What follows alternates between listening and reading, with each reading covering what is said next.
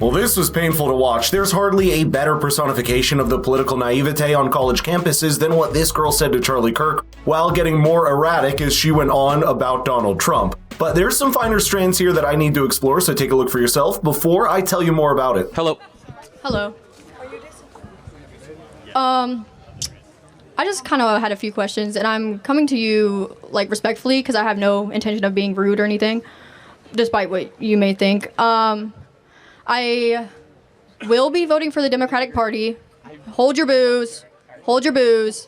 I was, You kind of invited them, honestly. Yeah, probably, Just get them out, guys. Get it out. Yeah, but it's okay. I don't really care. All right, now enough. Stop it.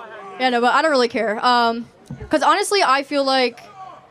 Be nice, guy. The only way to unite the country is to unite the parties. Even though you disagree on some things, you're not gonna get anything better unless you come together. So I kind of don't understand why y'all turn against each other. But that's not the point I'm trying to make.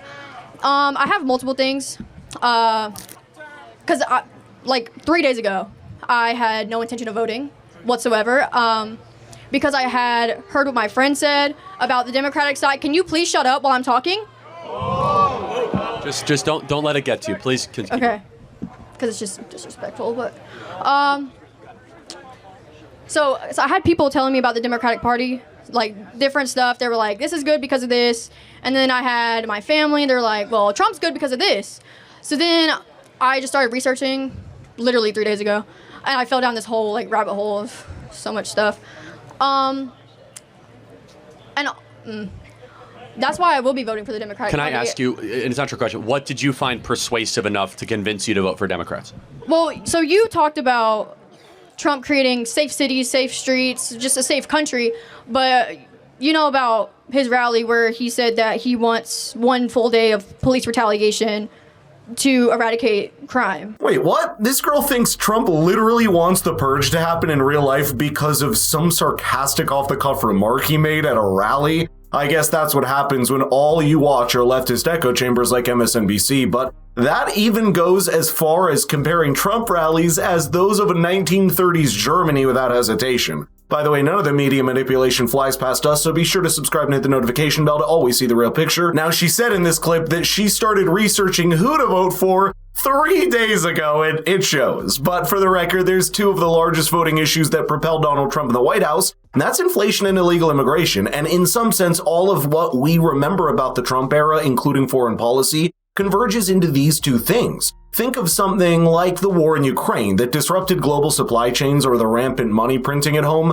For the average person at home, the cost of these massive global crises is paid eventually out of their pocket in the form of inflation, and that's why you saw such a large segment of the lower income brackets in America flocking toward Donald Trump in the election. And you know what? Kamala Harris or the Democratic Party this time didn't really have a positive or assertive case like this to make for themselves, and you see that when this girl struggles to even explain why she's voting that way. Tell me what, it's not your question, I just want to know as someone who does this for a living, because then I can get better.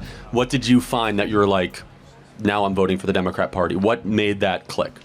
Okay, so the thing with me was my mom kept telling me, oh, go look at the websites. You have to look at the political party websites. So I'm like, okay, fine. Like, I'll look at those too. And so I did, even though those are the most biased sources you're going to get because they're, you know.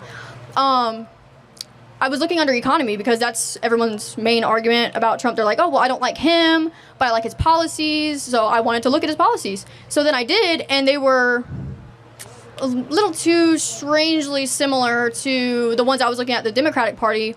So I'm like, how am I supposed to know which one to believe? Like, you're saying... Good question. It's a great question. So which one did it better for 4 years? Kamala and Joe or Trump? Are we not under Trump's tax policy right now? Till 2025? Well, first of all, tax policy is a small part of economic policy. I mean, Joe Biden... We're going to go into $2 trillion in debt by 2028 because of his tax policy. That's actually not true. It actually is true. No, actually, so what the tax cut actually did is spur economic growth. And what you're talking about is not annualized deficits. You're talking about cumulative debt over 7 to 8 years.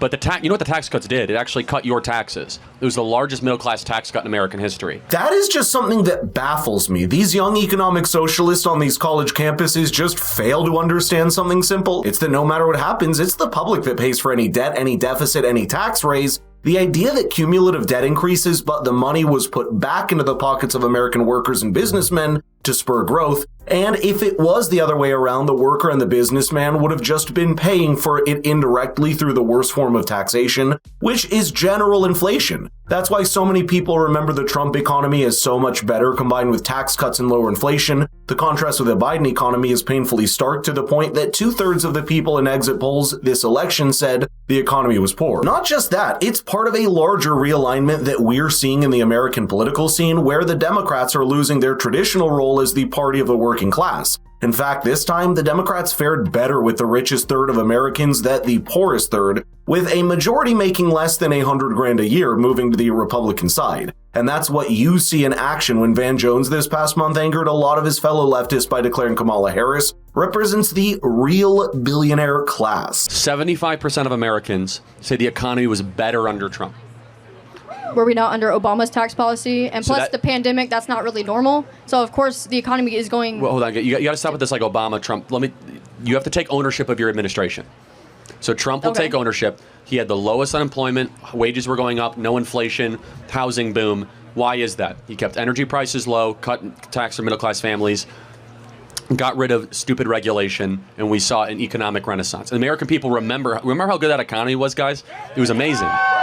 And we don't have that now. So would you say he's a good businessman? Yeah, I mean, he's a multi-billionaire.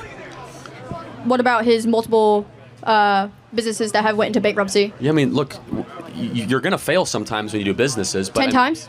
Yeah, maybe. I mean, he's 78 years old. I mean, how many billions have you made?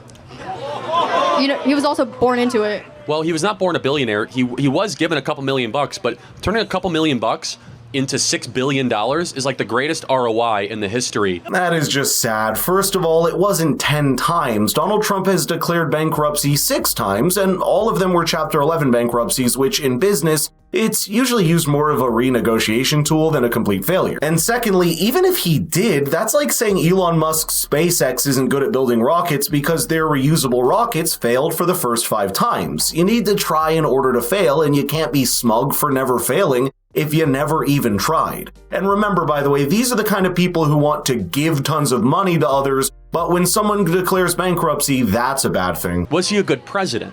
Of course he was. Okay.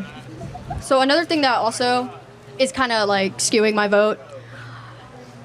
So everyone keeps telling me, oh my God, like everything he's saying is being taken out of context. He doesn't really mean it. Okay, so he didn't mean it when he said that he wants generals like bad.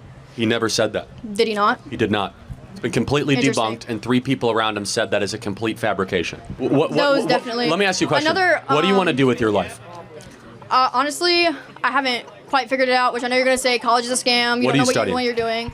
Clinical laboratory science and psychology with a minor in criminal justice. So you want to be able to own a home?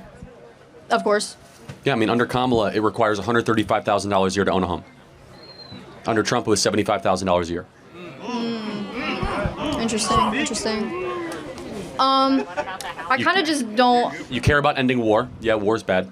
Did he like actually end war? Yeah, it was the first president in 32 years for no new wars for 4 years. Interesting. New war under Obama, new war under Bush, new war under Clinton, new war under Biden. No new wars under Donald Trump 4 years. Right. So hold on, I had another point. I had a lot. I've been. Let me ask you this: what would change your vote for Trump, if anything? Probably a lot. It would probably take a lot, because I mean the fact that he hasn't won the popular vote both terms that he ran, it's. You know what that's like I mean? saying? That's like saying, well, I know the Chiefs won the Super Bowl. I totally get that, but did you guys know that the Ravens, they got more yards? It's a completely irrelevant criteria. This is so satisfying to go back and watch now because this is something that has been chasing Donald Trump for the last 2 elections for not winning the popular vote. But now that he has, I think it's a sign of a broader cultural tipping point far beyond the narrow ambit of politics. And that means he's got the greatest mandate in his life to follow through on the tall promises made. But let me know in the comments what you thought about this conversation, because we're fast approaching the 20th of January, where all of our cultural and political conversations are gonna have to converge.